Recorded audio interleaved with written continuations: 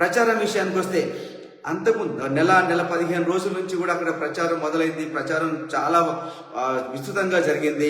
అయితే గత 5 రోజుల్లో ప్రచార తీరు మారింది, హోరు పెరిగింది.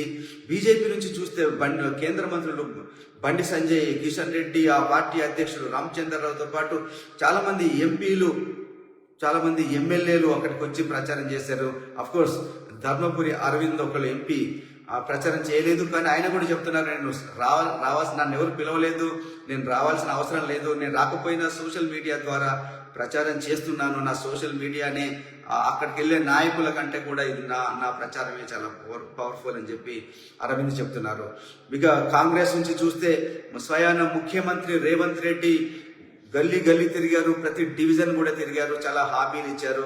అట్లాగే మంత్రులు దాదాపు ప్రతి డివిజన్ కాదు, చిన్న చిన్న కాలనీలకు కూడా వెళ్తున్నారు. ఒక్కొక్క కాలనీకి ఒక ఎమ్మెల్యే కానీ ఎమ్మెల్యే స్థాయి నాయకులు ఇన్ఛార్జీలుగా ఉన్నారు. మంత్రులు కూడా ఇంటింటికి వెళ్ళి డోర్ కొట్టి మరియు ఓట్లు అడుగుతున్నారు. చాలా ప్రతిష్టాత్మకంగా తీస్తున్నారు. ఎందుకంటే ఈ జూబ్లీస్ ఎన్నికల్లో కానీ ఓటమి పాలైతే కాంగ్రెస్ ప్రభుత్వం ఫెయిల్ అయ్యింది, కాంగ్రెస్ పాలనను ప్రజలు తిరస్కరించారనే ఒక సందేశం పోతుంది. అది వచ్చే ఎన్నికల్లో చాలా డ్యామేజ్ చేస్తుంది. కాబట్టి ఖచ్చితంగా గెలవాలనే పట్టుదలతో కాంగ్రెస్ పార్టీ ఉంది. అందుకని ముఖ్యమంత్రితో సహా మంత్రులందరూ, ఎమ్మెల్యేలందరూ కూడా చూస్తున్నారు. నాకు ఈరోజు మార్నింగ్ వరకు చూసే రిపోర్ట్స్, ఎంపీలు ఎమ్మెల్యేలు రాత్రంతా కూడా, ఎందుకంటే మాస్ ప్రచారం చేసే అవకాశం లేదు కాబట్టి ఇంటింటికి వెళ్ళి ఓట్లు అడుగుతున్నారు అనే చాలా రిపోర్ట్స్ అయితే వస్తున్నాయి.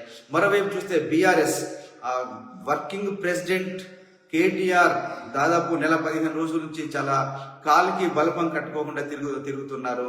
అయితే మధ్యలో హరీష్ రావు కూడా తిరిగినా కూడా హరీష్ రావు గారి నాన్నగారు చనిపోవటం వల్ల దాదాపు 11 రోజులు ఆయన బయటికి రాలేని పరిస్థితి. ఆ తర్వాత బయటకు వచ్చి నిజానికి మళ్ళీ తన ప్రచారాన్ని ఉధృతం చేశారు. మరి ఇప్పుడు ఏం జరగబోతోంది జూబ్లీ హిల్స్ ఎన్నికల్లో? ఎవరు గెలుస్తారనేది నిజంగా ఈరోజు సాయంత్రం 6 గంటల వరకు అయితే పోలింగ్ జరుగుతుంది.